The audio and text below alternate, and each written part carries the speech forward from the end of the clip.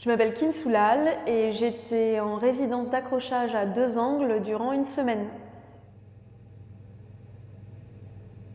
Durant cette résidence, j'ai pu à la fois installer des œuvres qui avaient déjà été réalisées par le passé, mais j'ai pu aussi co-construire sur place des petites installations qui ont été de façon in situ conçues, produites et installées dans le centre d'art.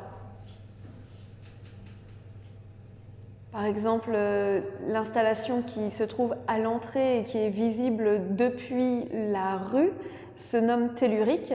C'est une installation qui fait coexister à la fois différentes matières comme le basalte, le charbon, la céramique, et qui conjugue mon attrait particulier pour à la fois la nature, mais là plus sous forme scientifique. Par exemple, la forme des géodes qui se trouvent au sol est issue de la forme cristalline de certains minéraux comme la tétraédrite, le diamant ou bien la pyrite. L'arche qui se déploie est réalisée en bois, mais un peu plus spécifiquement en chêne, mais en chêne brûlé. Et du coup, d'emblée, il évoque la notion de la transformation d'une matière vers sa destruction, mais aussi vers le renouveau qui est la beauté du charbon ou la beauté d'un matériau qui se transforme en graphite en fait. Après l'installation tellurique qui se trouve dans la première salle, on arrive dans un espace plus d'alcôve où on peut observer et regarder des plus petites pièces.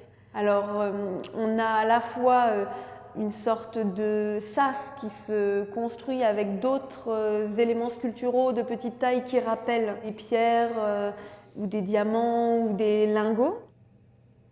Un caisson noir avec une image photographique présente un palmier. Quelque part, on a une écorce photographiée et des éléments d'architecture qui rappellent cette forme d'écorce et qui viennent s'appliquer sur l'image comme des claustras, à la fois pour cacher, à la fois pour montrer, mais surtout pour essayer de créer un lien entre la nature et finalement notre culture urbaine ou bien l'architecture. Cet ensemble de 3 pierres se nomme cœur de pierre parce qu'en fait, on peut, sur ce que l'on observe à l'extérieur de ces petits éléments à nouveau en céramique et émaillé, c'est des détails ou un peu quelque part la reproduction quasiment au plus proche d'une collection de pierres qui avait été fendue et polie pour laisser apparaître son intérieur.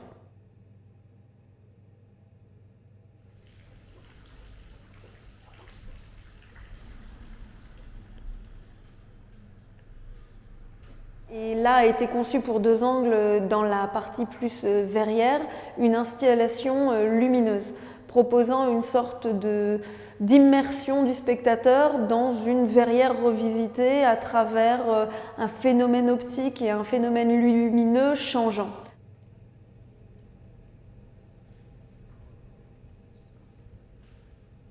Afin d'aiguiller un peu le spectateur par rapport à ce phénomène lumineux étrange, il y a une image, une photographie directement apposée au mur qui quelque part présente une verrière noire qui rappelle la verrière déjà présente dans l'espace. Donc on peut s'interroger, est-ce que la photo a été prise ici ou pas déjà, et ça permet aussi de se dire c'est exactement finalement ce que j'observe.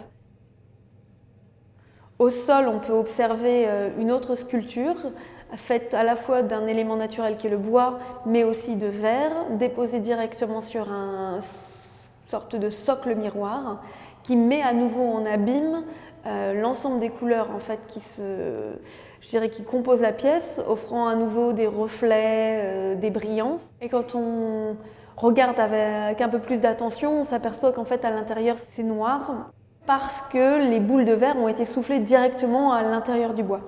Donc c'est vraiment pour moi la coexistence de 2 matériaux qui se sont rencontrés dans un phénomène de transformation. Il y a une 3e œuvre dans cette pièce, c'est une colonne de bois brûlé. Cette œuvre se nomme Archives naturelles et elle présente quelque part ou annonce la dernière pièce. Donc on arrive dans une pièce où on est cerné d'images en noir et blanc qui sont des paysages et des détails d'un type d'arbre particulier qui sont les arbres à liège. Ainsi, les arbres à liège ont cette particularité d'avoir perdu leur écorce, qu'on leur a retirée pour la production de liège, qu'il s'agisse de bouchons ou simplement de plaques de liège. Et les arbres en liège ont une couleur très particulière qui est une couleur assez rouge. Ainsi, j'ai vraiment eu envie qu'on puisse, dans des images noir et blanc, quelque part se projeter sur une image quasi en couleur de ce tronc.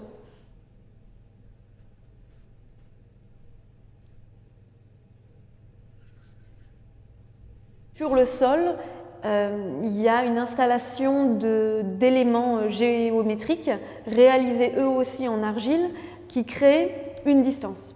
Et bien entendu, l'argile a la particularité de sécher et de se rétracter.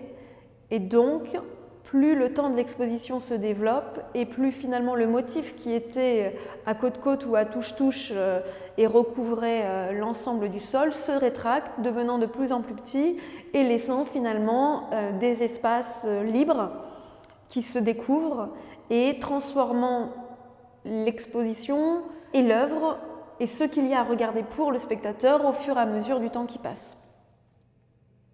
Il y a un ensemble de pièces un peu à la façon d'une petite construction, réalisée avec la terre locale. À nouveau, la forme trapézoïdale a été reprise, mais elle n'est pas ajourée, elle est pleine, à la façon d'une brique de construction que l'on appelle l'adobe.